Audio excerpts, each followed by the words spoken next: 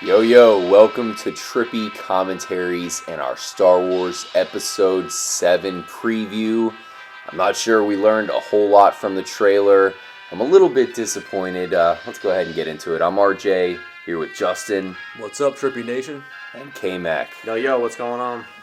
Kyle, let's see. We started off with a stormtrooper without a helmet on. Is that Kevin Hart? I looked like him, at least at first. It'd be a funny parody. Then we went to a soccer ball droid. We saw a female protagonist, possibly the daughter of Han Solo and Princess Leia. Possibly. Some X-Wings, and a new villain with some kind of crazy lightsaber contraption. And that's what we got there, man. What'd you think about how it all started? Out of all the things that you could bring out from the Star Wars universe, they basically decided to go with Tatooine with some random guy. It was really an awkward start. Well, it seems pretty interesting because we're seeing a stormtrooper without his helmet on, and he's kind of like not sure where he's at. It seems like his suit's kind of banged up, and it's a black guy playing a stormtrooper, which is something that's totally new to Star Wars. So it's gonna be interesting to see what his part is in this movie and what that even means there with the opening scene. What do you think, Justin? Well, my first take is this is 30 years after the end of Return of the Jedi. My first take is that the Empire is back, that there's stormtroopers back, and they're able to patrol planets, and they're landing on Tatooine, perhaps as a rescue mission for that lost stormtrooper there.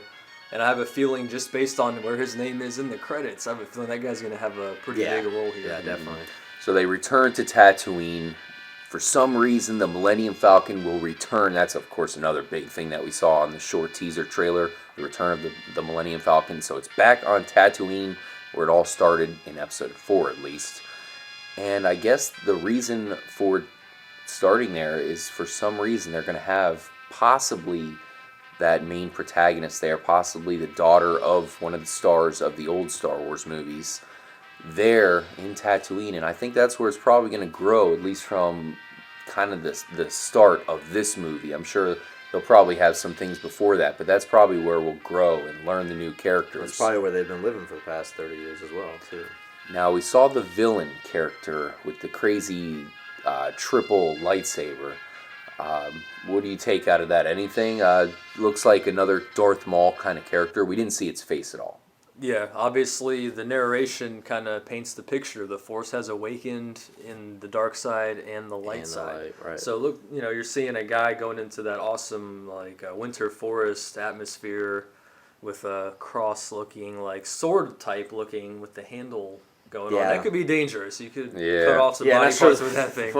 And it kind of seems like it's kind of messing up at first. So in that scene, he kind of looks like he's stumbling as well. Oh, you think so? I'm thinking that something's going on here. Some kind of battle between two Jedi type forces in the forest there. Yeah, I mean, there's been rumors that there's some new cyborg guy that they could possibly be using in this. Ooh. I don't know if that's who we saw there. That kind of seemed to me like somebody who's trying to get into the dark side. It doesn't seem like, like he was very strong. Like I said, he was stumbling, kind of beat up already. Who knows what's going on in that scene, but just the thing where it says a new awakening in the dark and in the light, are these two related at all? Yeah, we're seeing the young girl escape on the little motorbike there. The flying motor. Hoverbike. Is it possible that one of maybe her siblings, a brother or something, got taken over to the dark side, and that's all of a sudden now you have that contrast as well? Yeah, a lot of stormtroopers being showed off. Maybe they're related trailer as well. Somehow. Maybe she's the light awakening, and maybe whoever's playing the guy in the cloak that was in the forest looks smaller, looks maybe younger. He's not of stature per se.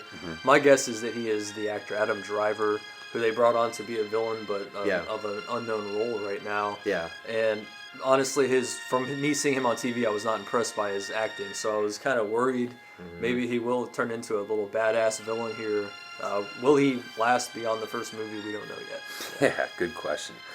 But that definitely seems like the obvious villain. I mean, we're coming off of a terrible trilogy, and of course the prequels, so bad, and we're really hoping that the series gets resurrected here. It's crazy because we can confirm that they're going to bring back Han Solo. Harrison Ford's going to be in it. Yep. Princess Leia and Luke Skywalker. They didn't show anything off concerning those guys in the trailer.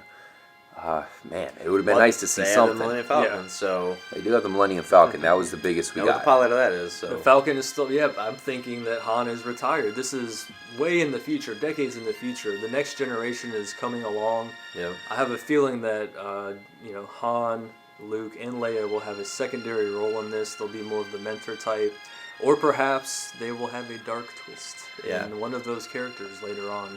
I do have a bit of a guess here for one of the characters. I'm looking at the cast, and we have one Warwick Davis. Ah, yes. A potential Yoda-esque character, maybe. I don't know if Yoda has any family members or Ewok? anything like that. Well, as you know, Warwick Ewok. he played an Ewok. He was also in Phantom Menace. But he was also Willow. He's Been a around. great actor. Yes. Maybe he will. The Leprechaun. He was also a Leprechaun.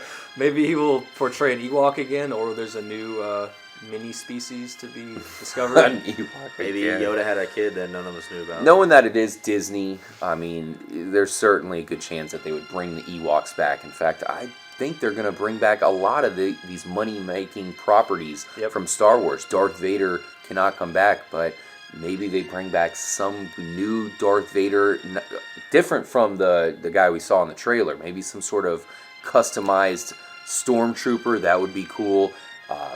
Of course, R2-D2, C-3PO. We definitely expect both of them. Chewbacca. I don't know if Chewbacca, can he still be alive? I'm not sure of the life cycle of the... I think for a while. I'm guessing they live a long time. I think they live the for a Wookiee. while. Yes. Let us know if you guys know the lifespan of the Wookiee. But we didn't see anything from those guys. Peter Mayhew as Chewbacca, so I guess it is verified. Damn. He will be there. Maybe he is an elderly Wookiee. Maybe there's a young Wookiee in the storyline that befriends the young people with the Force. Who knows? A But Wookiee Jedi, possibly. I don't know if that's possible. There It has sounds to be some interesting, but- crossing over going on there. Some Wookiee hooking up with a Oh no! Princess Leia. Interbreeding. We're not going there. Damn it, Princess Leia. The one thing I wow. am pretty psyched about is they're bringing on the actor Andy Serkis. Yeah. He's really famous for his motion capture work with The Lord of the Rings as Gollum, King Kong, also the new Planet of the Apes. He plays the lead ape. Yep. But he's actually going to be, I think, a human actor in this one, and looks to be one of the evil forces. He is the one, I believe, narrating the trailer. That's what I was thinking too. That he's possibly the one that is doing the narration. So. We're pretty excited, guys. I mean, we're not totally optimistic, but we're definitely excited. Anything else you want to say, guys? This is only a teaser trailer, so there's still a lot of new information to be given out here to us. There's a year away from the actual movie being released, we hope, or December 2015. Seems like when it's going to be dropped. Yeah, it's going to be a while for the release date. I do trust J.J. Abrams here. I'm kind of pissed that he did the new Star Treks, and now he's doing Star Wars. I feel like it's not fair. You can't do both. Hopefully they're of a different vein from each other. Hopefully there's a lot of differences there. But he did co-write the script with Lawrence Kasdan, who did write some of the original episodes 4, 5, and 6. So that gives me some hope. And George Lucas is a creative consultant here, the guy. So he's going to give the okay if things can fly or if things have the Force or whatever it is. He's going to be there to make sure things are in order.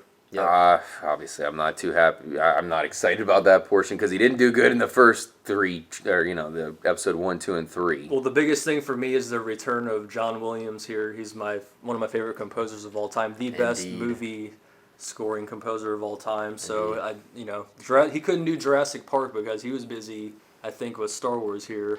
Hopefully he creates some new themes and also revitalizes the old themes. As we saw at the end of the trailer, that reboots with the main Star Wars theme as the Millennium Falcon's evading those TIE fighters in the Tatooine desert. So I'm really looking forward to what he has to compose here coming up. Yeah, definitely pumped up for the music because even episode 1, which was terrible, John Williams killed that score, that's for sure. And the biggest thing I'm excited for is the return of the classic characters. I think that's the one thing they really have going well in this movie. To bring those guys back could be pretty epic. Once again, I'm a little bit disappointed in this teaser trailer just because of all the content they have available in this universe. They kind of went with some really random stuff to start off with. A new guy we can't identify with at all. Yeah. Who knows what's going on? He's in Tatooine. And then a soccer droid. Those are the first two things we see.